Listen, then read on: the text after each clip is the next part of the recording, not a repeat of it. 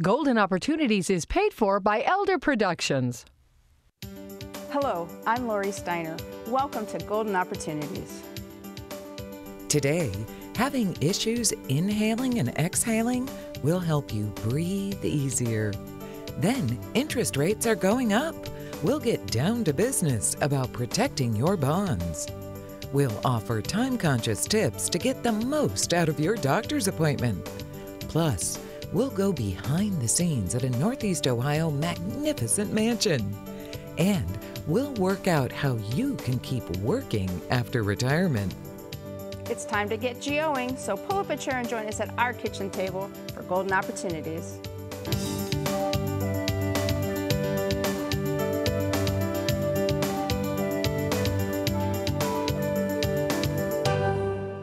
Take a deep breath.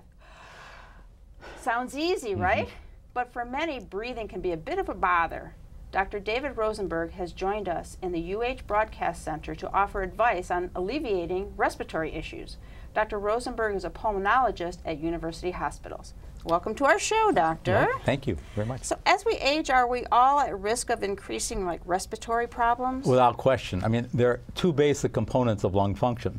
One is ventilation, and the second is oxygenation. Ventilation is simply the movement of air in and out of the lungs. Oxygenation is where that air that's breathed in, the oxygen is absorbed in the bloodstream. As we get older, there's a natural decrease in these lung functions.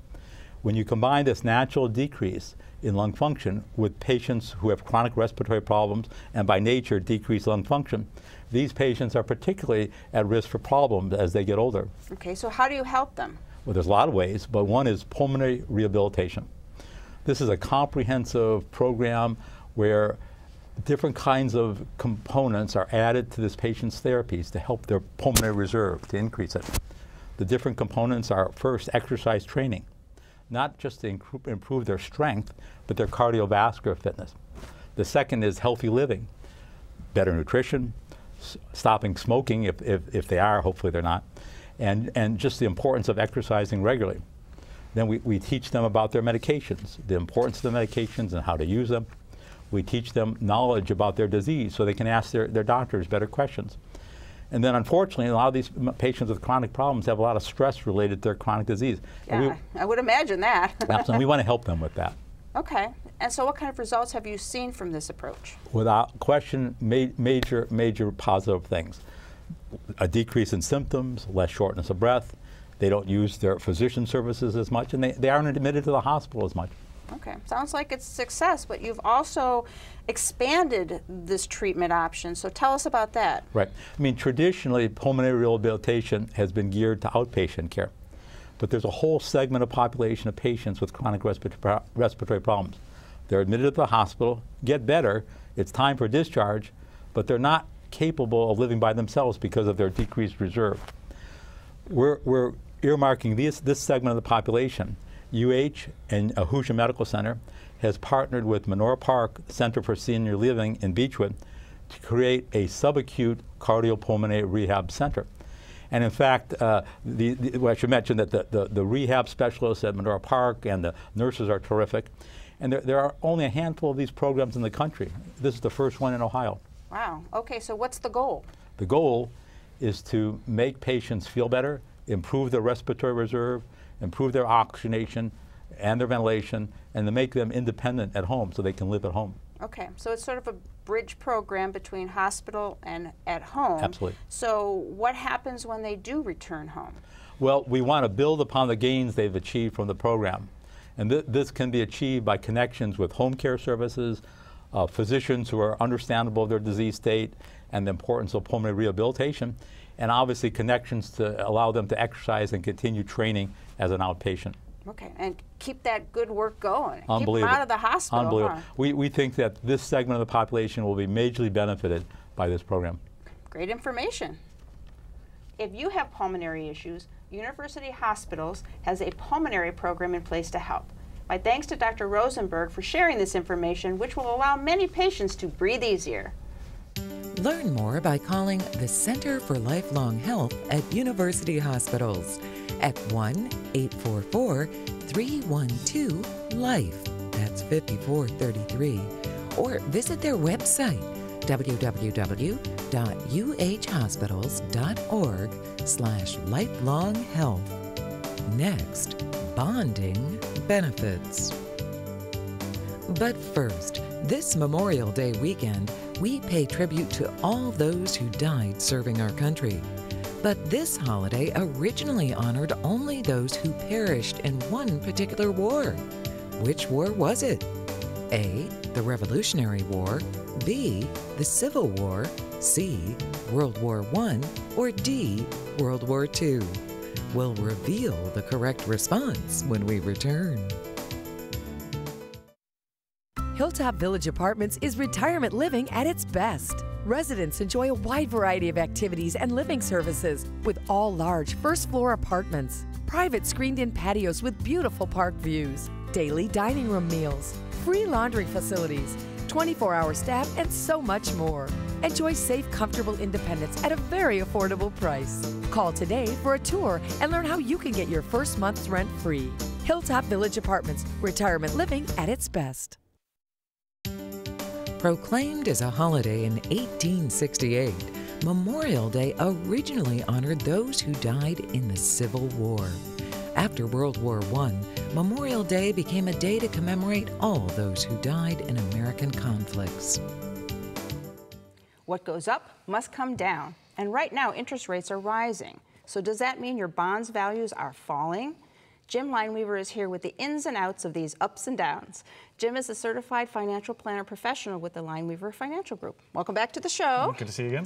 So remind us again the interrelationship between interest rates and bonds. Well, this is where opposites truly attract because what happens is as interest rates go up, bonds go down because they need to adjust to make everything equal to that new interest rate pricing. So unfortunately, what ends up happening is that if you're not careful, if we get too many of these rate increases, what you thought might have been a safe haven in bonds could start to deteriorate your portfolio. Ooh, so I guess if we've invested in bonds, we need to start worrying? Well, I would just say more be aware of how the bonds are structured in your portfolio, because what ends up happening is that there's ways to get around this, and we'll talk about some strategies, but there has been a little bit of a flight to U.S. Treasuries because there are other parts of the world that aren't seen as sound as we are, you know, despite what's going on. You know, believe it or not, we are seeing there's more emerging markets and stuff. We're seen as a more sound economy. So our Treasuries have been doing well, but what's going to happen is that could unravel over time depending on how fast they do raise interest rates. Okay, you mentioned strategies, so what types? Well, one is Treasury inflation protected securities. So you can actually buy these things called TIPS, and what they're going to do is they're automatically going to adjust to inflation based on the consumer price index. And what they're going to do is they're going to index that bond twice a year. So if they measure inflation from when you purchased it 6 months out, they'll actually look at seeing if there's any inflation, and they'll make an automatic adjustment to the bond. So over time, you could stay ahead of inflation. You wouldn't necessarily get penalized. Okay. There's also a way that you can look at corporate bonds. So if you buy a bond fund, you're going to be subject to more price fluctuation. If you buy an individual bond, you can hold that bond to maturity, and no matter what happens during the time until it matures, up or down, you know, as long as you buy a good quality one, so you don't want to buy junk bonds here, you want to buy investment grade or higher, but what happens is as long as you hold that to maturity and there's no default, you're going to get 100% of your money back, plus you got the coupon or interest all the way through. Okay. Is there something called a triple tax-free bond? There is. So I'm all for paying my fair share to Uncle Sam, but I don't like to pay a dime more than I have to. Exactly. So if you actually buy like a local municipal bond, what you can do is you can get federal, state, and local tax-free income, which can be really good if you're in a higher tax bracket. Okay. And there is a third smart investment tip, buying single municipal bonds? Well, it can be any individual bond. So we call this actually a bond ladder. So what happens here is you're trying to say, okay, I like maybe some of the current interest rate, but I know interest rates are going up in time. So how can I take advantage of that? And we looked at putting maybe 20% in bonds that are going out about 5 years. And so you can see a 2-year bond would only be at 1.2%, 4 years at 2.5%, but you're getting out to 6 years, now all of a sudden you're up to 3.8. It's starting to get attractive. But you don't want to put all your money in there because you might need money in the meantime. So if you ladder these like every year, then you'll have a bond that actually, or two that actually mature, and you can actually then, as soon as it matures, roll that into another 5-year bond and get a little higher interest rate, and just keep that going so you'll not be penalized in a rising interest rate environment. Okay, and you always have something ready to go to move into a better interest rate. So. Exactly. You mentioned that these are single bond funds, but are there opportunities with, like a bond fund? Yeah, well, sorry, these were individual bonds we just talked about. Now, if we're talking about a bond fund, you can do that where a manager is going to maybe have, 100, 150 bonds inside there, sometimes even thousands. But what happens is you want to stay with a shorter duration, because a longer duration, if you're going out 20, 30 years in some of the bond funds, longer term, you're going to have a bigger price fluctuation. So stay shorter term, and some bond funds even go globally. So they're not only divesting in the United States, but they can pick other countries throughout the U.S. and also help you diversify, because interest rates may be going down in other countries while they're going up here, and you can get the opposite effect and really help out your bond portfolio. Okay, just take some planning, right? Exactly. All right. You don't have to break your bond with bonds just because interest rates are rising. Follow Jim's tips to keep your bond investments on track, or call him for more information or for a no obligation analysis. The number's next. For more information, call the Lineweaver Financial Group at 1-888-313-4009 or click to www.lineweaver.net. Next, be proactive with your primary care physician. Looking for places to go, things to do? Welcome to our community calendar. Medicaid can be complicated. Have questions? Then attend a free seminar Tuesday, June 6th at 6 p.m. at University Hospital's Ahuja Medical Center. Lori Steiner, attorney at Solomon Steiner & Peck, and Golden Opportunities host will be presenting on Medicaid benefits and eligibility. Seating is limited, so call 216-285-4069 to register.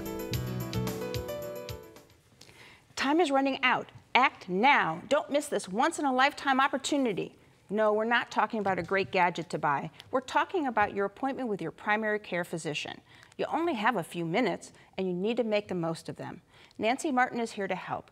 Nancy is the Vice President of Population Health and Quality at Medical Mutual of Ohio. So welcome to the show. Thank you. So in a typical appointment, how much time are we really talking about with the doctor? If you're lucky, 15 to 20 minutes. And this is crucial because how well you talk to your doctor is an important part of getting good quality health care. If you think about it, that time can be very overwhelming. Perhaps you're hearing an important diagnosis or treatment option. And studies show that people who are aged or anxious only remember about 80% of what they hear at their doctor visit. That could be problematic if you forget the most important part of it. So what do we do? Obviously, be prepared. So how can you be most prepared? First of all, think in advance about what you want to get out of that doctor visit. Be your own advocate. Second, be sure you gather all of your medical information. So this includes your prescription drugs. Don't forget your herbal supplements and over-the-counter medications. And also, inform your doctor about recent health events that your primary care doctor might not know about, such as emergency room visits. Okay. And third, be truthful. It's tempting to tell the doctor what they want to hear, but it's important to tell the truth about smoking, alcohol consumption, drugs, and sexual habits. Even if it feels a little embarrassing, that's important information too, right? Exactly. All right. So you're talking about being your own advocate and empowering yourself with knowledge. I think that's important, but isn't really the doctor the medical expert? You're not trying to step on their toes. No, he or she is the medical expert, but you are the expert on you. So gaining information and doing research will enable the patient to take part in what's called shared decision-making. And shared decision-making is a patient-centered care model that basically enables the patient to take an active role in their health care. It operates under two important premises. The first is a consumer who's empowered with knowledge is able to ask informed questions and express their opinions about their preferences and recommendations on what they want to do. The second premise, and this follows, is that enables the clinician then to respect their opinions and then base their recommendations upon the patient's desires. Okay, if you don't say anything, the doctor's never going to know what you're thinking then, yeah. Are there a few other ways that you can be prepared? Definitely. A few very practical tips include take a list of your questions in advance. How many times have you left the doctor's office and realized you forgot to ask an important question or mention an important symptom? Always have your contact list with you, emergency phone numbers, all your doctors, their phone numbers, your pharmacy, and its location. And then third, remember your glasses and your hearing aid. Take notes. And better yet, bring a loved one or caregiver or advocate to help you listen to this important information. And finally, don't be afraid to be pushy. It's just your doctor, right? Right, He's got to be looking out for you, so those are great informational tips. Your time with your primary care physician is valuable, and your health could depend upon it. Follow Nancy's tips so you and your doctor will both leave the appointment feeling informed and understood. And for more help, use the information that's coming up next. My thanks to Nancy for making the most of her time with us today. You're welcome. Learn more about Medical Mutual of Ohio by calling 1-844-606-5387 or visit www.medmutual.com/go. Up next, a home that's not for them alone. It's time to get up and go, an exercise segment on Golden Opportunities. Hello everybody, it's Mike Carbon from Breakout Fitness, and today we're here to show you how to work not only the back muscles, not only the bicep muscles, but also the shoulder muscles. You ready to go? Ooh, multi-purpose. That's right. We have a chair out in front of us. This is just basically to give us some distance and something to hold on to. We want our feet shoulder width apart. We're going to maintain very good posture. We have a dumbbell in our right hand today, so we're going to bend at the waist, lean forward and grab that chair. Let the dumbbell hang straight down to your side. Now from here, all we're going to do is pull the dumbbell into the chest in starting a lawnmower type motion, okay? 12 and 15 repetitions. Make sure your elbow comes past your back as much as you can, okay? So again, 12 to 15, switch sides. How's it feeling? Ooh, my arms need this. Pretty good, right? Yeah. This is a good overall exercise, guys. Okay, again, remember, make sure you breathe, exhale with exertion, and inhale as your body rests. Beautiful. All right, everybody, 12 to 15, and now it's your turn to get up and go. For your copy of the exercise booklet, send $1 for postage to Golden Opportunities, 6105 Parkland Boulevard, Suite 140, Mayfield Heights, Ohio, 44124. We have a national treasure right in our own backyard.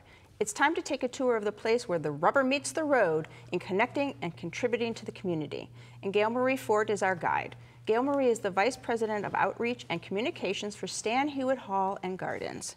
So welcome back to the show again. Happy to be here, thank you. Now this mansion, really, house, belonged to the Seiberlings. It did. But they never seemed to put their own name on anything that they built, not the business, not their home, so. That's absolutely true. In fact, FANCW, who co-founded Goodyear, named the company after Charles Goodyear, who actually invented the vulcanization process for rubber. So that's what enabled the company to thrive, obviously. And even the home itself, Stan Hewitt is actually Old English for stone quarry. And the quarry was the largest feature on the property when they actually bought the land. Oh, okay. And when people look above the door, you know, you think maybe it's the family name, but no, it's the family motto, It's their correct? motto, yes. It's Non Nobis Solum, which is Latin for not for us alone. And it really is emblematic of the way the Seiberlings conducted their lives. They always intended for their home to be a welcoming place for the community, and they themselves were very instrumental in building the Akron community. They were entrepreneurs and thought leaders and very gracious hosts and patrons of the arts. Okay, and the motto that they have is the theme for the 2017 season, right? That's right. It's community, not for us alone. So we certainly invite all of the guests to come and really take a deeper dive into their history and their legacy and the way they really influenced a lot of what has gone on in Akron over the last 102 years or so. And in fact, we've just introduced a brand new exhibit. It's in the lower level of the Manor House. It's titled The Seiberling Legacy. And it's actually a visual story in about 8 chapters and really identifies the way the Seiberlings influenced business and innovation and the community spirit and health and wellness, the environment, culture, transportation, even military service, and also housing. And one of the best things about visiting is that the touring people can see how beautiful each room is, but they can also get a kind of behind-the-scenes pack. There's something called the Nooks and Crannies tour, correct? It is one of our most popular tours, our specialty tour, and we have refreshed it this year. So we've got a new tour route. We also have created new storyboards. So what we've done is taken a closer look at the domestic staff who actually worked in the home and included some of their personal stories, and we've augmented that also with Walk the Hall guides. So it gives the visitor a chance to kind of understand from a more personal perspective what it might have been like to actually live and work in that manor house. Oh, that would be very interesting. So, and it's not just inside. There's also, we can't forget about the gardens. You know, there's an English garden, a Japanese garden, and new this year, there's a pollinator garden. Yes, yes, this is a new exhibit that we're bringing in June. It's going to be positioned between the butterfly habitat and the Corbin Conservatory. And it's really an exhibition beehive, if you will. And it really tells the story of pollinators and why they're important to our everyday lives. And so we've planted the gardens with milkweed and Joe Pye weed and blueberries, and we have host plants and the nectar sources and so forth. So it's really an educational experience and a way to kind of encourage people to kind of think about the importance of bees and pollinators in our community. And we've been hearing recently about bees going extinct, and that would just be a tragedy, and it really would be kind of the downfall of the human race. It would be. So we're happy to be able to tell that story and hopefully get people to support the work that's being accomplished to help save them. Sounds like a busy season, as always, and all kinds of new refreshes at Stan Hewitt. All right. Always. we love to share it, so please come and visit. All right. Stan Hewitt Hall and Gardens is a community treasure to be enjoyed as it enlightens. To learn more about this season, as well as the many upcoming annual events, use the information that's coming up next. My thanks to Gail Marie for being such a great tour guide. Find out more about Stan Hewitt Hall and Gardens by calling 1-888-836-5533 or visit www.stanhewitt.org. Next, re-careering after retirement. Right now, proton therapy, a revolutionary treatment for many types of cancer, is available for the first time in Ohio and only at University Hospital's Seidman Cancer Center. That's the future of cancer care. That's UH Seidman Cancer Center. Right now, the trusted experts of University Hospital's Seidman Cancer Center and the most advanced cancer-fighting technologies are in 17 community locations. That's leading-edge care where you're most comfortable. That's UH Seidman Cancer Center. Did you miss a phone number or website? Then here's your second chance, because we're going to list all of that information again. Then we'll be back with On the Job with new career counseling.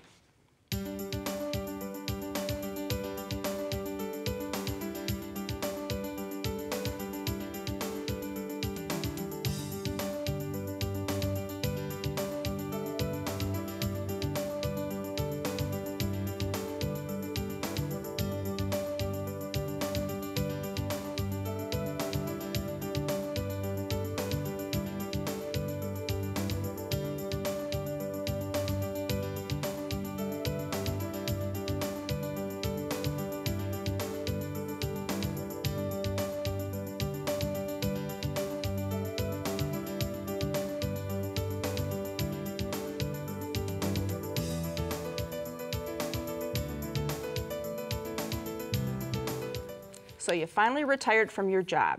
For some, that's a welcome relief and the end of a long, frustrating career. For others, depression and frustration could set in for workers who were forced to retire when they really didn't want to.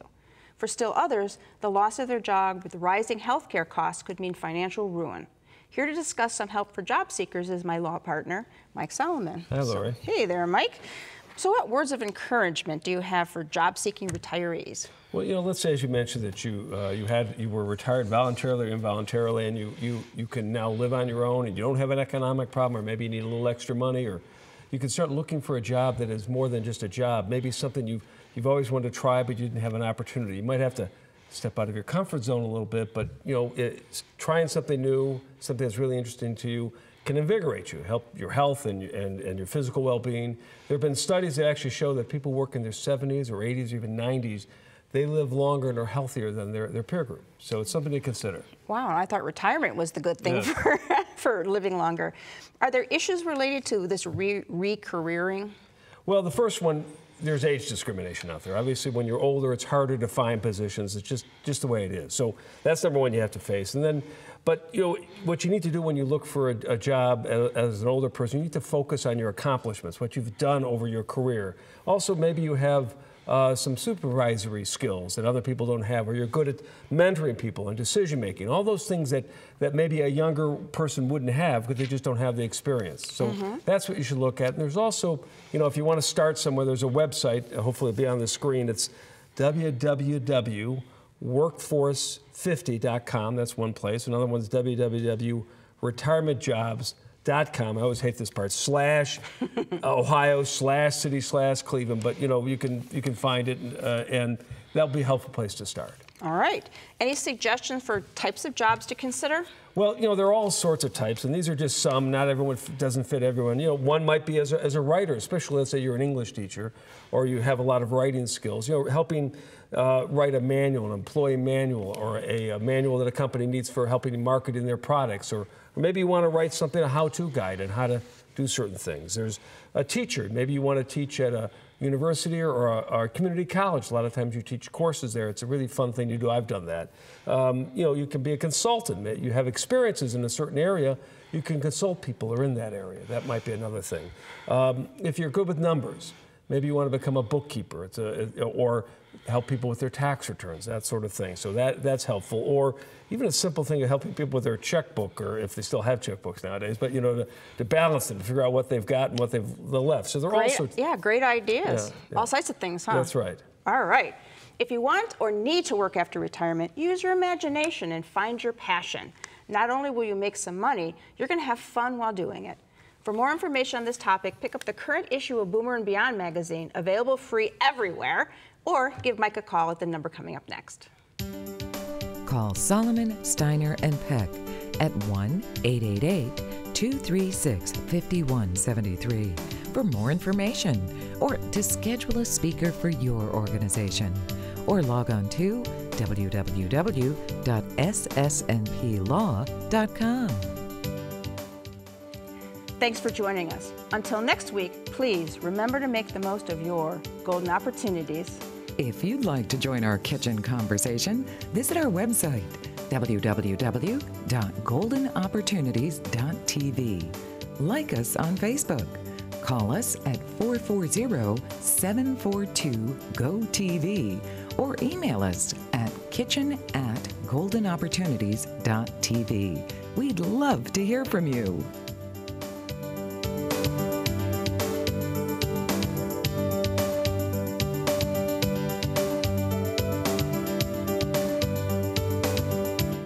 Golden Opportunities is paid for by Elder Productions.